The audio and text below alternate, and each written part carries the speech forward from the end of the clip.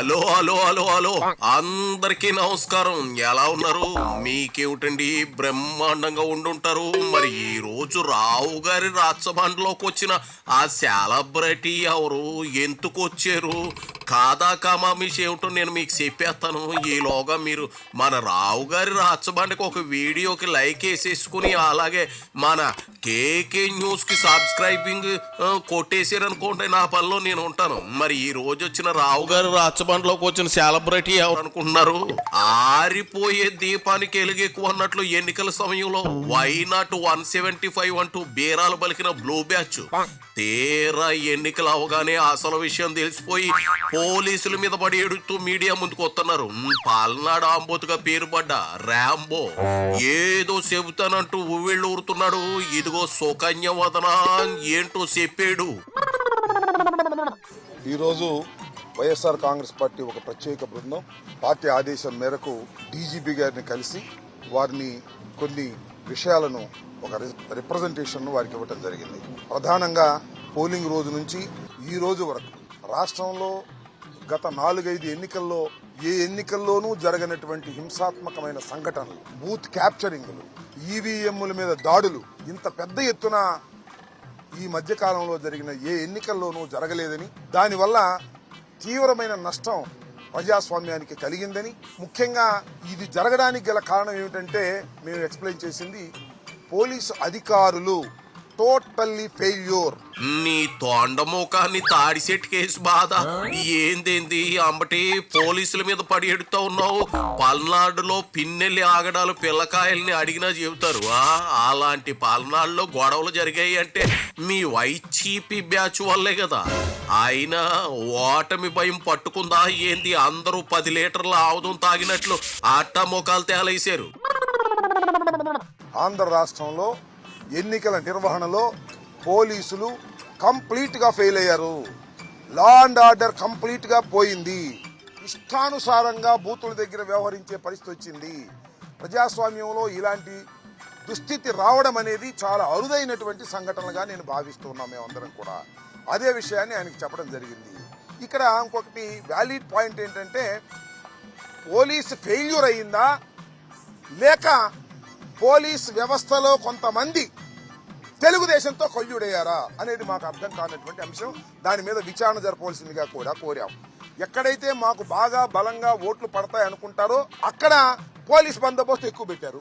ఎక్కడైతే మాకు బలంగా ఓట్లు పడవు, తెలుగుదేశానికి అనుకూలంగా ఉంటాయి అనుకున్న చోట పోలీసులు పెట్టలేదు. అందువల్ల మా దగ్గరేమో వారు రౌడీజం చేయడానికి వీలు లేకోకుండా పోలీసులు పెట్టారు, సంతోషమే. కానీ ఆ బూతుల్లో రౌడీజం జరుగుతూ ఉంటే పోలీసులు మాత్రం ఒకళ్ళో ఇద్దరో ఉండి చూస్తూ ఊరుకున్నటువంటి సంఘటనలు మనం చూసాం. మేము ప్రత్యక్షంగా చూసాం. ముఖ్యంగా పల్నాడు జిల్లాలో కానీ మరొక జిల్లాలో కానీ ఎక్కడైనా సరే ఏదైనా ఒక హింస జరుగుతూ ఉంది, ఒక బూత్ను క్యాప్చర్ చేశారు, పోలీసు వారు వెళ్ళాలి అని మేము అనేక సార్లు ఫోన్ చేస్తే ఇదిగో వెళ్తున్నారు అదిగో వెళ్తున్నారని సినిమాలో లాగా అంతా అయిపోయిన తర్వాత, కొట్టుకున్న తర్వాత, ఈవీఎంలు పగిలిపోయిన తర్వాత అప్పుడు వెళ్ళినటువంటి సంఘటనలు కోకొల్లలుగా కనిపిస్తా ఉన్నాయి. దీన్నే మెంగలేక మంగళవారం కబుర్లు అంటారు అంబటే.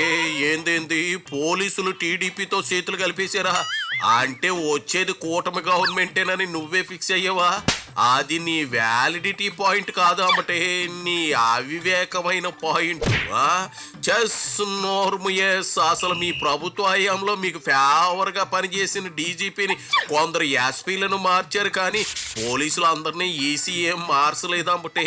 నువ్వే ఆంబోతుల నీ పతనం మొదలైందని చెప్పకనే చెబుతున్నావు. చిత్రం ఏంటంటే, మొన్న సడన్ గా నేను ఎన్నికల రోజు నాకు ఫోన్ చేసి మిమ్మల్ని అరెస్ట్ చేయమన్నారండి, హౌస్ అరెస్టు, తిరగడానికి వీలు లేదు అన్నారు. నేను ఇంటికి వచ్చి కూర్చున్నా. నా ప్రత్యర్థి మాత్రం తిరుగుతానే ఉన్నాడు. What is this? దీన్ని కూడా సమాధానం చెప్పాల్సినటువంటి బాధ్యత పోలీస్ వ్యవస్థ మీద ఉంది. అనేక హింసాత్మకమైన సంఘటనలు జరిగాయి. ఆ రోజు జరిగాయి, నిన్న జరిగాయి. మా పల్నాడులో ఫైర్ ఓపెన్ చేశారు నిన్న, పోలింగ్ అయిపోయిన తర్వాత జరిగినటువంటి రోజున. మళ్ళీ ఇవాళ అరెస్టులు చేస్తున్నారు. చాలా చిత్రంగా అనిపించింది నాకు. ఇవాళ కొంతమంది నాయకుల్ని అరెస్ట్ చేస్తున్నారు. ఎందుకంటే ప్రివెన్షన్ అంట, అంటే నేరాలు జరగకోకుండా ఆపటం కోసం. అది పెళ్ళంతా అయిపోయిన తర్వాత బాధ్యాలు మోయించినట్టుగా ఎన్నికల సమయం అయిపోయింది, వైలెన్స్ తగ్గాలనేటువంటి ప్రయత్నంలో ఉంది వాతావరణం. ఇవాళ అరెస్టులు చేసేటటువంటి ప్రయత్నం చేస్తున్నారు, ఇవాళ యాక్షన్ చేస్తున్నారు. మొన్నటిదాకానేమో కొల్యూషన్, ఇవాళ యాక్షన్. ఈ విధంగా చేస్తున్నారు. చాలా దురదృష్టకరమైనటువంటి పరిణామాలు ఇవాళ ఆంధ్ర రాష్ట్రంలో చోటు చేసుకోవడం చాలా బాధ కలిగించింది. అదే డీజీపీ గారికి కూడా చెప్పడం జరిగింది. నువ్వు పారమసొంటకి ఎక్కువ సోదినా డాష్ కు తక్కువ. అయ్యో ఇది నేనన్న మాట కాదు అంబటోయ్, మీ సత్తెనపల్లి జనం అంటున్న మాట. నువ్వంటే యాదవ్ కాబట్టి హౌస్ అరెస్ట్ అని చెప్పి ఇంట్లో కూర్చోమన్నారు పోలీసులు. కన్నా లక్ష్మీనారాయణ జనం మనిషి కాబట్టి తిరిగినా పట్టించుకోలేదు. నీకు ఆ మాత్రం తెలియకపోతే అట్ట పిచ్చా అంబోతూ ఈసీది యాక్షన్ కాదు, నీదే ఓవర్ యాక్షన్. అయినా రాష్ట్రం అంతా గొడవలు జరుగుతూ ఉంటే మీ బ్లూ బ్యాచ్ బాస్ ఏంటి లండన్ పారిపోయాడంట. మళ్ళీ తిరిగి వచ్చే ఆలోచన ఉందా? ఓడిపోతే అటు నుంచి అటేనా? ముందా మ్యాటర్ చెప్పు. ఏది ఏమైనా సమాచారం నీ దగ్గర ఉందా అని ప్రశ్నిస్తా ఉన్నా. మాకున్నటువంటి అవగాహన మేరకు ఎలక్షన్ కమిషన్ చాలా మంది అధికారులు మార్చారు. ఐపీఎస్ అధికారులు మార్చారు, ఐఏఎస్ అధికారులు మార్చారు, కలెక్టర్లు మార్చారు, ఎస్పీని మార్చారు, డీజీపీని మార్చారు, ఇంకా పోలీస్ అధికారులు చాలా మార్చారు. They have they right. ప్రజాస్వామ్యంలో ఎన్నికలు సక్రమంగా జరగడం కోసం ఏదో వైఎస్ఆర్ కాంగ్రెస్ పార్టీ అధికారంలో ఉంది కాబట్టి ఆ అధికారులు ఉన్న అధికారులు మాకేదో సహాయం చేస్తారనేటువంటి అనుమానంతో తెలుగుదేశం పార్టీ వారు, బీజేపీ వారు లేదా జనసేన వారు ఇచ్చినటువంటి కంప్లైంట్స్ మీద మార్చారు. మారిస్తే ఏం జరగాలి? మెరుగైనటువంటి పద్ధతుల్లో ఎన్నికలు జరగాలి, అంతకన్నా ప్రశాంతంగా ఎన్నికలు జరగాలి.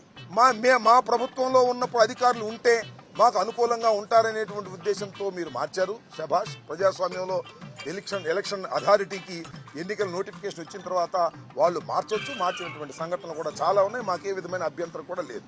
కానీ మార్చిన తర్వాత ఎక్కువ జరిగాయే, ఎప్పుడు లేని విధంగా.